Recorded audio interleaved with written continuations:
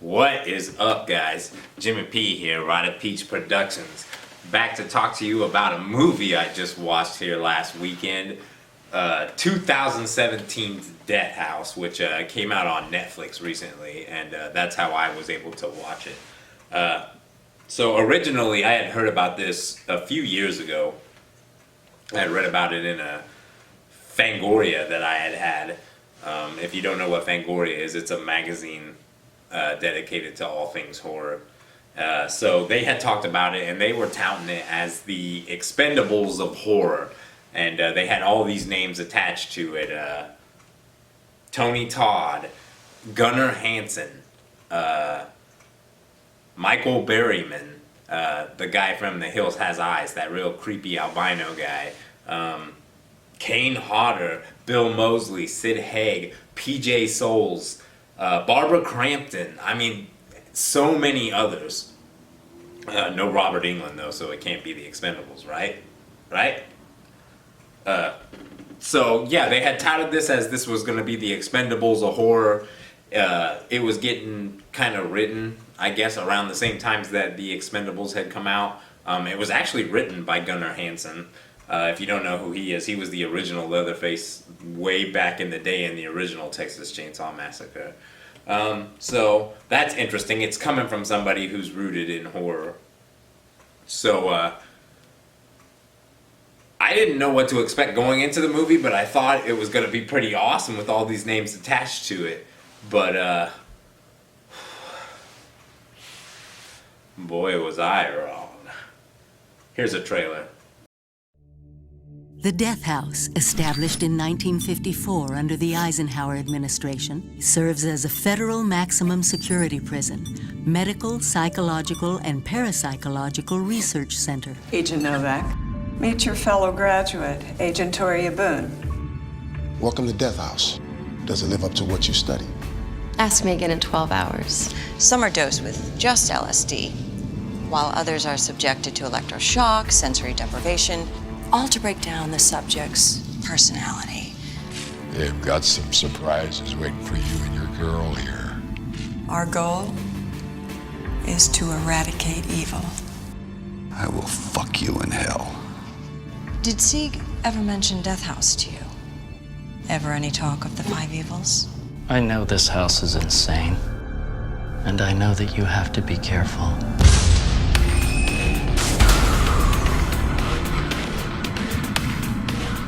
Don't you have something special lined up to kill everybody inside this hellhole?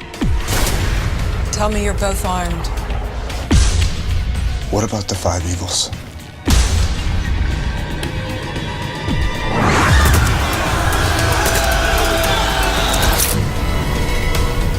You know something.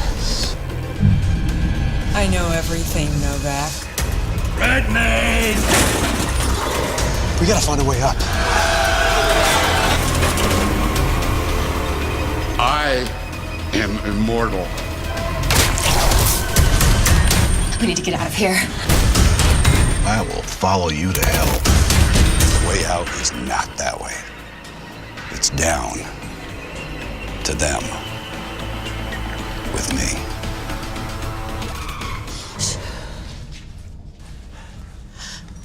We forgot to close the elevator shaft.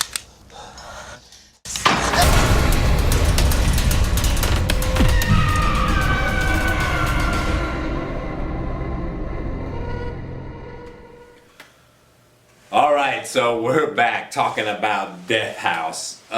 This movie was something else, all over the place. The plot had some really interesting points, and some key things that I thought would have been cool if they'd have explored it more, but they just went all over the place, and they were trying to get so much in to this small movie. They were trying to use all these little threads to explain character motivations, or something that the character had going on before they were captured. But a lot of stuff, because of the short amount of time they had, a lot of stuff that they didn't get resolved, and that was a big problem for me. another one was not having Robert Englund in the film, not having Robert Englund, who is like a staple of horror during that time with all those other guys that are in the movie. No problem with that. Tony Todd, he's kind of like a bookend character in this. Oh, sorry guys. Spoilers ahead. If you want to go watch this movie on Netflix or however you want to go see it, stop right here, go watch it, and then come back because I'm going to start talking about some spoilers. But here we go. So Tony Todd is like this bookend character who shows up at the beginning and at the end of the film. And he's like some kind of a farmer, and he's torturing women, and like you kind of get a glimpse of what's going on in the death house, and he's like, oh, I'm taking you somewhere that's way better than that. And that's all you really get from him, like no other explanation of what he's got going on, no resolution. He's doing the same thing at the beginning of the end, taking some lady in his van to a radioactive farm. That was a bit disappointing, and I didn't really understand it, except for that it was a bookend to show that there's killers everywhere around where the death house is, or that there'll be killers always, no matter how many we capture. Anyway, so the premise of Death House is that it's like a super jail / experimentation place where scientists are like using all kinds of different techniques, including like LSD, drug therapy, holographic rooms, like all kinds of different ways to affect or break down the personalities of the prisoners and then like implant new ones on them. And they use like virtual reality rooms and stuff like that. I mean, real crazy tech and stuff like that. And they're using various chemicals and experiments to do things. They capture homeless people or like prostitutes and stuff, and they use them as like bait or test subjects. I mean, they're totally expendable. And so, you know, that concept is kind of cool, but then it goes off the rails a little bit, and they're like, okay, on this bottom level are the 5 evils. And, you know, these are like people that you've seen in horror movies, like Michael Berryman. He's one of the 5 evils. Bill Moseley's one of the 5 evils. There's a couple of others. The chick that was in Sleepaway Camp is one of them.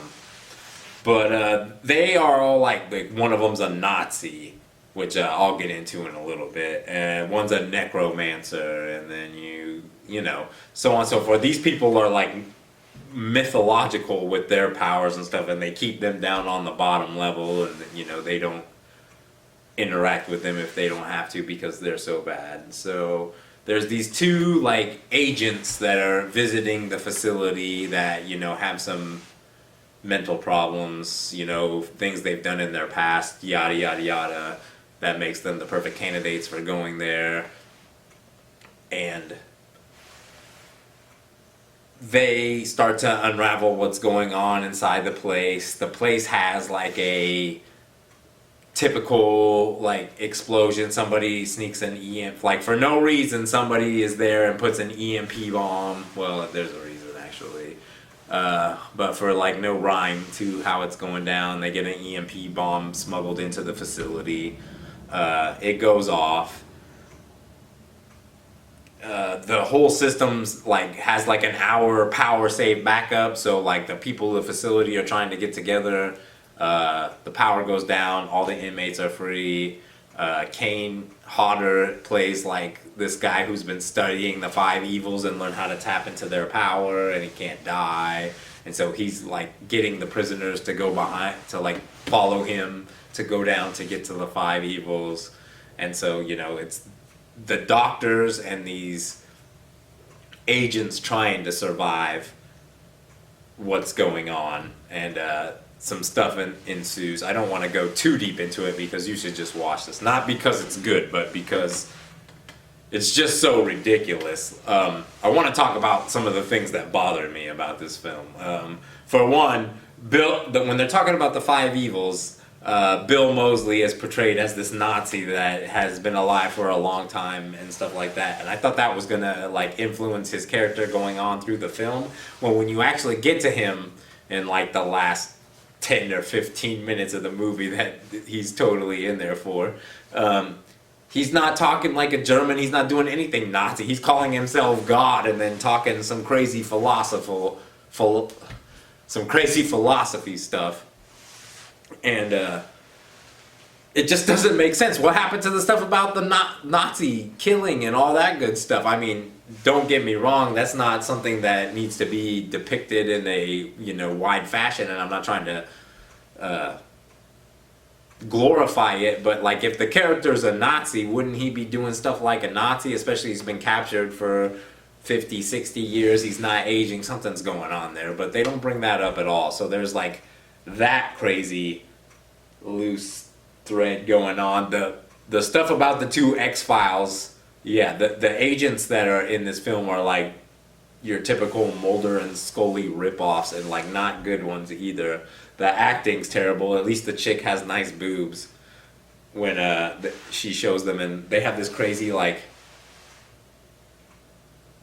duo shower scene, and like that was kind of weird to go through because the dialogue that they're having while they're talking, like going back in time through their flashbacks of what they'd done that was so bad while they're having this conversation in the shower trying to be all serious, but the acting is terrible.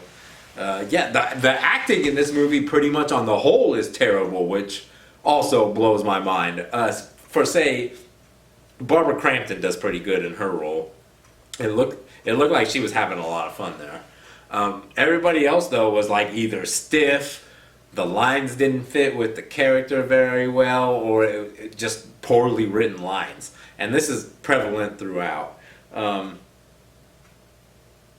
Halfway through the film, the agents are trying to break out, and agents end up like getting separated from other people that are in the facility, like the guards and stuff, and they figure the only way that they're going to be able to get out of there is to go down and cut a deal with the five evils. So that they go to do that. Halfway through doing this, like they like start to realize that the stuff that's going on there isn't exactly the best, but that's the life that they live, blah blah blah. Trying to make some character development off some paper thin plot is not good.